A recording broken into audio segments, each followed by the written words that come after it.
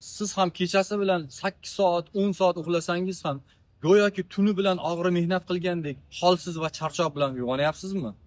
Ertalab kravatdan turishlik siz uchun dunyodagi eng qiyin ishga aylanib qolganmi? Kuni bo'yi uyqu bosishi, asabiylik, xotira pasayishi va rejalashtirilgan ishlaringizni doim ertaga qilaman, indinga qilaman deb ortga surish. Bu holat sizga tanishmi?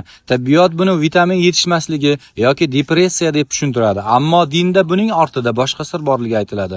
Payg'ambarimiz sollallohu alayhi vasallam aytadilarki, sizlardan biringiz uxlaganda shayton uning bo'ynining orqasiga 3 ta tugun urib qo'yadi. Va hali tun uzoq uxlayver deydi. Agar inson uyg'onib Allohni zikr qilmasa, bu tugunlar aslo yechilmaydi va kuni bo'yi quvvatsiz, lanch, asabiy bo'lib yuradi. Shuningdek, ko'z tekkan, nazar tekkan odamda ham doimiy holsizlik bo'ladi. Eng oson va sunnatga muvofiq yechimi tarkibida muqaddas sidr bargi bo'lgan va qora sedana asosida tayyorlangan ruqyo shifo tabiiy sovuni bilan cho'milishdir.